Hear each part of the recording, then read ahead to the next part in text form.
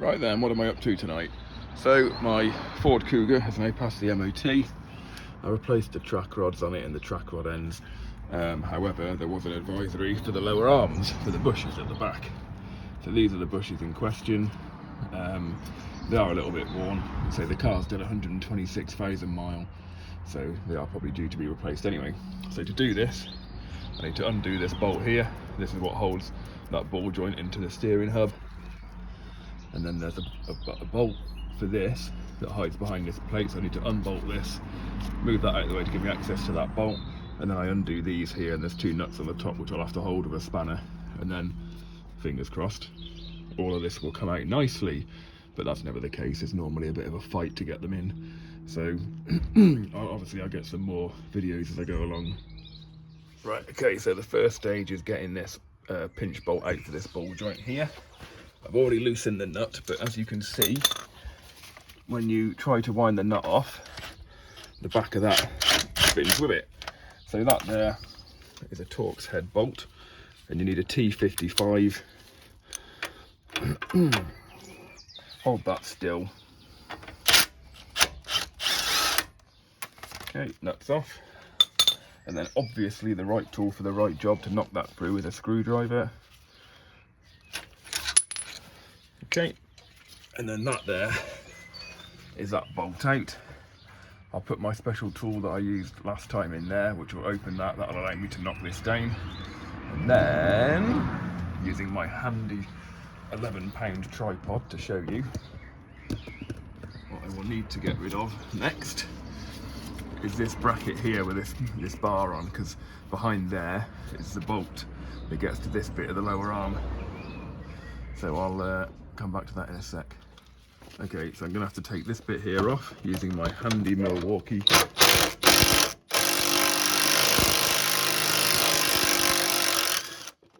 One.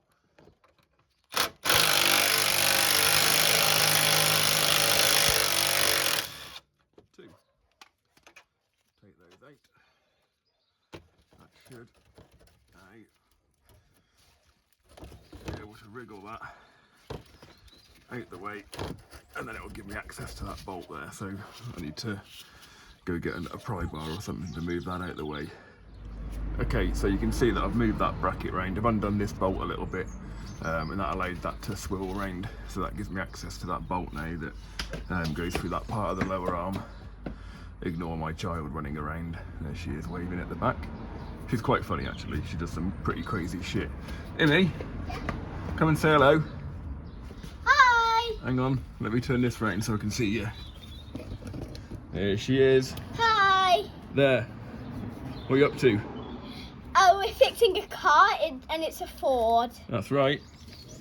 Okay, let's put this back here then. What's that, Dad? Well done, Immy.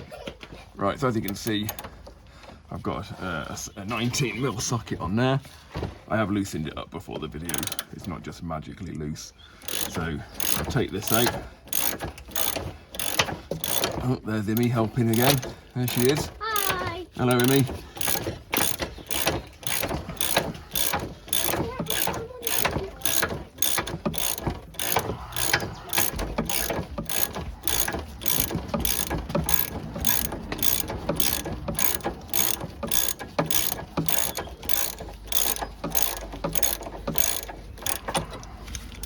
Okay, so it's nearly all the way out now.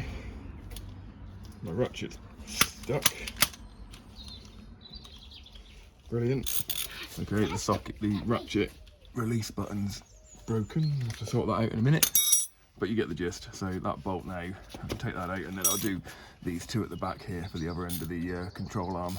Okay, that's the bolt pretty much out. What I had to do, because I got it all the way out, but it was still sort of sat in there, was I put a spanner behind there and just popped it out, and then I can get the spanner there, and then I could pull it out the rest of the way pretty much.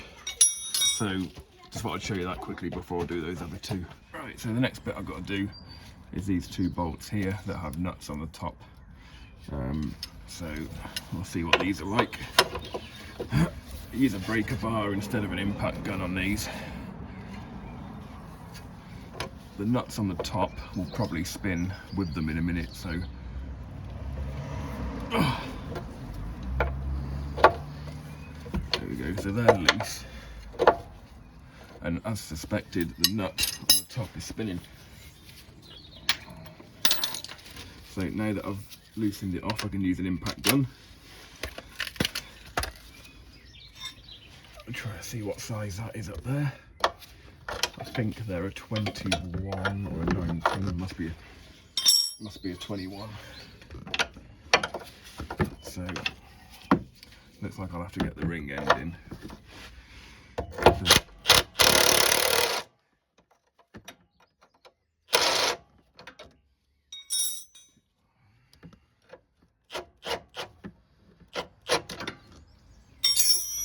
Can't quite get that on. Hang on. There we go. And the battery's just died on the impact gun. Back in a minute. Okay, I'm back with an impact gun with a battery that works now. I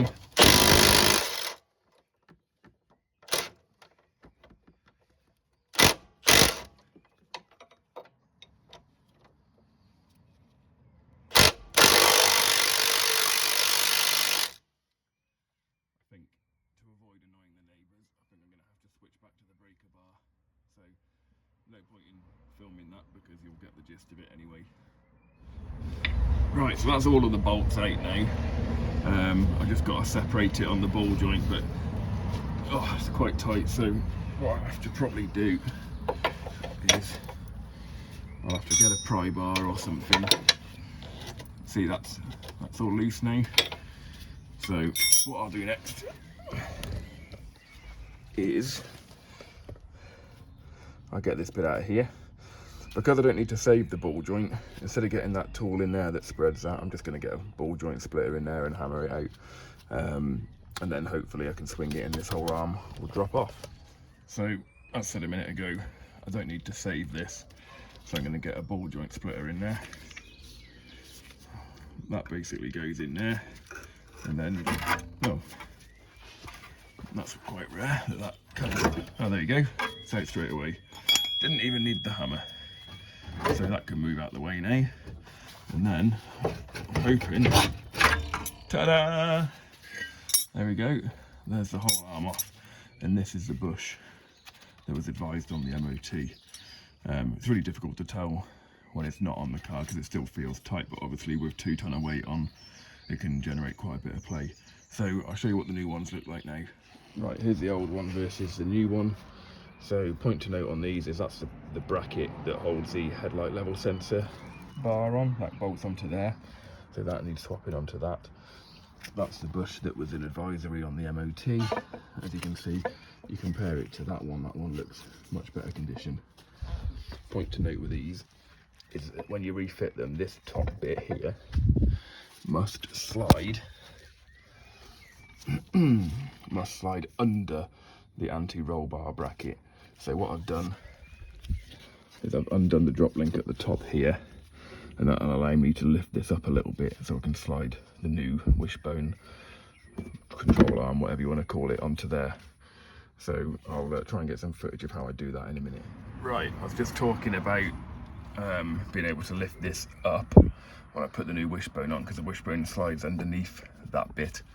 So what I've done, I took the drop link off, and then what I do is I just zip tie that up out of the way, and then if you look down there now, it's lifted this bracket up, so now I've got a gap there where I can slide that wishbone on.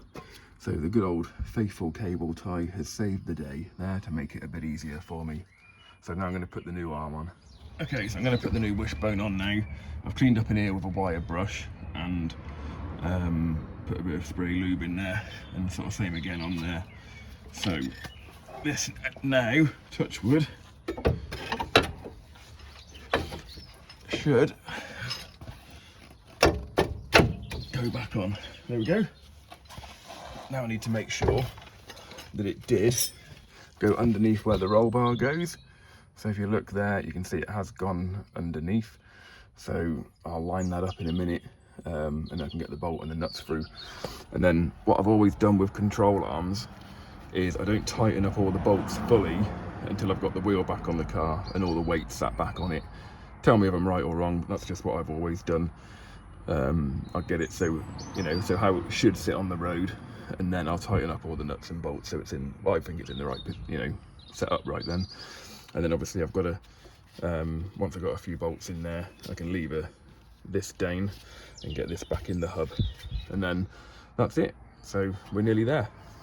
Okay, just quickly, so I've got a screwdriver in through the bottom there, wiggled it around a bit to line everything up, knocked the first bolt in there, so I'll drop the nut on the top of that in a minute.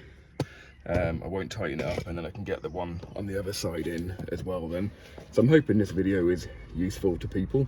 So nearly there now. Right, so as you can see, I've got that bolt in, not tightened all the way up yet. I've got those 2 bolts in over there, not tightened all the way up yet. And I've got the ball joint in to the steering knuckle here. So I need to get that bolt back in through there. The Torx bit always faces this way. I've got a little bit of Loctite as well that I'll put on it.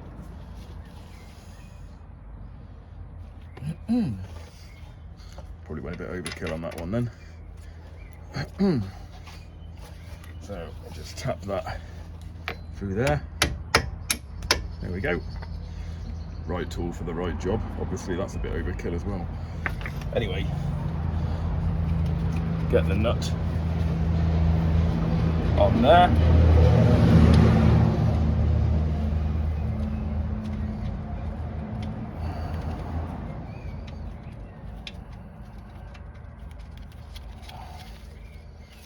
Okay, so I'll do that up in a minute.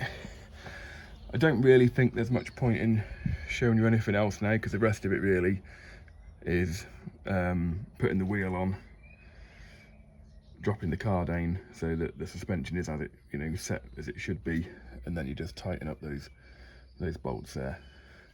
I mean, you don't have to put the wheel back on. You could put something under here to support it, and then lower the car down on a jack or something on here. But I'll leave it up to you, however you want to do it. It's just a guide and how I do it.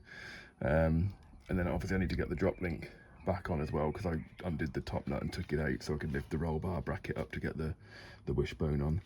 So hopefully you found that useful. If you need any, you know, if you want to message me for any advice, if you get stuck doing it or whatever, just give me a shout.